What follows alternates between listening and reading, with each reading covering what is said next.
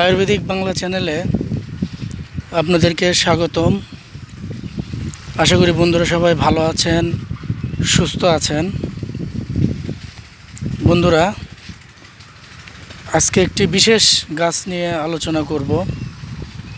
এই গাছটি সবাই চেনেন, মোটামুটি এর অনেক ঔষধি গুণ সম্পর্কেও অনেকে হয়তো জানেন। তারপরেও আমি আমার পক্ষ থেকে এর কিছু বিশেষ বিশেষ গুণ রয়েছে, সেগুলো আপনাদেরকে বলার চেষ্টা করব। এই যে গাছটি আমার সামনে দেখতে পাচ্ছেন, এটি হচ্ছে আকন্দ গাছ। আমাদের দেশি হিসেবে আকন্দ গাছ হিসেবে পরিচিত। এর বহু ঔষধি গুণ রয়েছে, অর্থাৎ মহা ঔষধি গুণ রয়েছে। বন্ধুরা, আকন্দ গাছ সাধারণত 3 প্রকার হয়ে থাকে। আমরা 3 প্রকারের গাছ চিনি। যেমন এই যে একটা বেগুনি কালারের ফুল হয়, আর একটি এই যে এখানে দেখেন সাদা কালারের ফুল হয়। এখানে 2 কালারই রয়েছে, 2 ধরনের গাছই এখানে রয়েছে। এই যে এটি হচ্ছে সাদা কালার,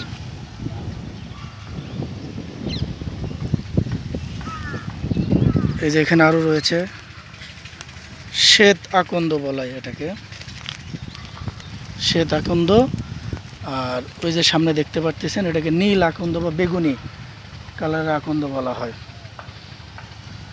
ঔষধি গুণে দুটো একই। এই গাছ সম্পর্কে আয়ুর্বেদ শাস্ত্রে অনেক কিছু বর্ণনা রয়েছে, যেগুলো নিয়ে আলোচনা করতে গেলে অনেক সময়ের ব্যাপার। বন্ধুরা, আমি সংক্ষিপ্তভাবে চেষ্টা করব আপনাদেরকে এই গাছের বিশেষ ঔষধি গুণ সম্পর্কে আলোচনা করার জন্য।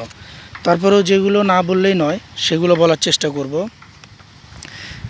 শ্বেত আকন্দ এবং আপনার এই নীল আকন্দ বা বেগুনি আকন্দ আমরা যেটাই বলি, দুটি গাছের ঔষধি গুণ একই। ঔষধ হিসেবে এই গাছের পঞ্চাঙ্গ ব্যবহার করা হয়। বিশেষ করে এই গাছের সাদা যে আঠা, দুধের মতো যে আঠা বের হয়, এই আঠাটি এই যে আপনারা দেখতে পারবেন, এই যে দুধের মতো যে আঠাটি বের হচ্ছে,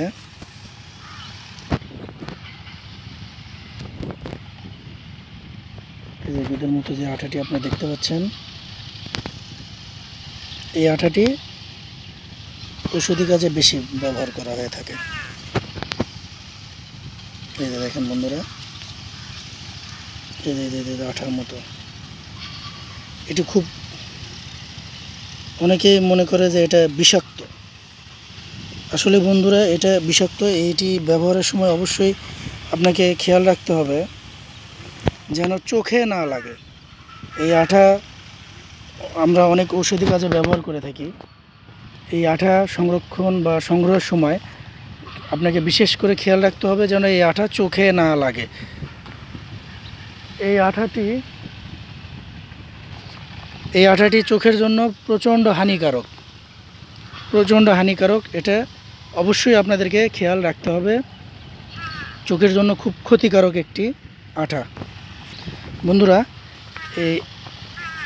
এটাকে আকন্দ, মাদার, আখ, তারপরে মান্দার বিভিন্ন নামে বলে। এলাকা ভিত্তিক অনেকে হয়তো অনেক নামে বলে, অঞ্চল ভিত্তিক অনেকে অনেক নামে বলে, তবে আমরা আকন্দ বলে থাকি। এটার বোটানিক্যাল নাম ক্যালাটপিস প্রোফেরা। বন্ধুরা, এটাকে সাধারণত বেশিরভাগ অঞ্চলেই আপনার আখ নামে বলা হয়, নীল আখ বা সাফেদ আখ বলে। আকন্দ গাছ সাধারণত 3 প্রকারের হয়ে থাকে। আমরা 2 প্রকারের দেখে থাকি। 3 প্রকারের মধ্যে 1 প্রকার খুবই দুর্লভ। 3 প্রকারের অনুযায়ী, শাস্ত্র অনুযায়ী 3 প্রকার। এই 3 প্রকার হচ্ছে রক্তার, সীতার আর রাজার। এই 3 প্রকারের আকন্দ গাছ হয়ে থাকে। সাধারণত আমরা এই 2 প্রকারের সবসময় পেয়ে থাকি। আর এক প্রকার যেটা, সেটা হচ্ছে খুবই দুর্লভ বা এটা খুবই, ধরেন আপনার থাইল্যান্ড বা মালয়েশিয়া এলাকায় মোটামুটি পাওয়া যায়। আমাদের এখানেও আগে ছিল, এগুলো মানে তান্ত্রিক কাজে বেশি ব্যবহার করা হয় বিধায় এই গাছগুলো আস্তে আস্তে আস্তে আস্তে বিলুপ্ত হয়ে গেছে বা আমাদের সংরক্ষণেও নেই। এই গাছের সাদা দুধ সাধারণত ঔষধি কাজে বেশি ব্যবহার করা হয়ে থাকে, কিন্তু খেয়াল রাখতে হবে অবশ্যই এই আঠা যেন চোখে না লাগে। বন্ধুরা, আমি আপনাদেরকে পার্সোনালি কিছু কথা বলে রাখি। অনেকেই ভিডিওতে আপনারা কমেন্ট করে থাকেন যে আমি মানে দ্রুত বলি না বা ধীর গতিতে বলি। আপনাদের কাছে রিকোয়েস্ট থাকবে, ইউটিউবে এরকম অনেক আয়ুর্বেদিক চ্যানেল রয়েছে, দয়া করে আপনারা সেই চ্যানেলগুলো যেগুলোতে দ্রুত বলে, হ্যাঁ, এবং গুণাগুণগুলো খুব সহজভাবে বলে, আপনারা সেই চ্যানেলগুলো দেখবেন। আমি কখনো কাউকে রিকোয়েস্ট করিনি যে আপনি আমার চ্যানেল সাবস্ক্রাইব করেন, আমার ভিডিওতে লাইক দেন, শেয়ার করেন। আমার বিশ্বাস হচ্ছে আমার চ্যানেলে যারা সাবস্ক্রাইব করেছেন এবং যারা আমার ভিউয়ার, এরা রিয়েল ভিউয়ার। আমি আমার কোনো ভিডিওতেই বলিনি লাইক দেন, সাবস্ক্রাইব করেন, পাশে থাকুন। কারণ হচ্ছে আমি যতটুকু দেই আমি পুরাতন আয়ুর্বেদিক শাস্ত্র অনুযায়ী গাছের গুণাগুণ সম্পর্কে দেওয়ার চেষ্টা করি এবং আশা করি অনেকেই এর ভালো ফলাফল পেয়েছে এবং আমাকে জানিয়েছে। বন্ধুরা, আরেকটা বিষয় হচ্ছে, যারা আমার সঙ্গে কথা বলতে চান বা আমার সঙ্গে যোগাযোগ করতে চান, তারা দেখবেন ফেসবুকে এই আয়ুর্বেদিক বাংলা নামে একটা গ্রুপ পেজ এবং একটি পেজ খোলা আছে। আয়ুর্বেদিক বাংলা নামে একটা পেজ খোলা আছে। আপনারা অবশ্যই সেই পেজের সঙ্গে অ্যাড হয়ে বা ওই পেজের মাধ্যমে আপনারা মেসেজের মাধ্যমে আপনাদের সমস্যা নিয়ে আমার সাথে আলোচনা করতে পারেন বা কথা বলতে পারেন। আর কিছু আয়ুর্বেদিক স্টুডেন্ট রিকোয়েস্ট করেছে যে তারা সম্পূর্ণ আয়ুর্বেদিক শাস্ত্রটা জানতে চায়, তাই আমি একটা নতুন একটা প্লেলিস্ট ক্রিয়েট করে অবশ্যই চেষ্টা করব একদম শুরু থেকে শেষ পর্যন্ত দেওয়ার। এটা তো অসীম, এটার কোনো শেষ নাই। বিভিন্ন মুনি ঋষি বিভিন্নভাবে লিখে গেছে, তবে আমি যতটুকু জানি বা আমার জ্ঞানে যতটুকু, আমি ততটুকু দেওয়ার চেষ্টা করব। আমিও শিখছি, আমিও যে খুব ভালো পারি তা নয়, তবে চেষ্টা করব আমার ভিতরে যতটুকু আছে তা থেকে আপনাদেরকে সঠিকটা দেওয়ার। বন্ধুরা, এখানে অনেক আকন্দ গাছ রয়েছে আমার আশেপাশে, দেখেন এই যে অনেক গাছ রয়েছে। মানুষ যদি এটার ঔষধি গুণ জানে, এই গাছ পাওয়া মুশকিল হয়ে যাবে। এই গাছ অনেকে মনে করে বিষাক্ত। এই গাছে আসলে দেবদেবীর বসবাস শাস্ত্রতে বলা আছে, ঠিক আছে। আমি হয়তো আপনাদেরকে এর আগের ভিডিওতে আপনাদেরকে বলেছি। আমার দেখবেন আকন্দ গাছের উপর একটা ছোট্ট ভিডিও দিয়েছিলাম, তখন বিস্তারিত বলিনি, তবে এখন বলার চেষ্টা করবো। আরেকটা বিষয় বন্ধু, একটা গাছ সম্পর্কে আলোচনা করতে গেলে ভিডিও শর্ট হয় না, ভিডিও লং হয়ে যায়। অবশ্যই আপনারা ধৈর্য সহকারে, যাদের জ্ঞান অর্জনের দরকার তারা অবশ্যই ধৈর্য সহকারে ভিডিওটা দেখবেন এবং জানার চেষ্টা করবেন। কারণ আমি যে কথাগুলো বলবো শাস্ত্র অনুযায়ী প্রতিটি কথাই মূল্যবান।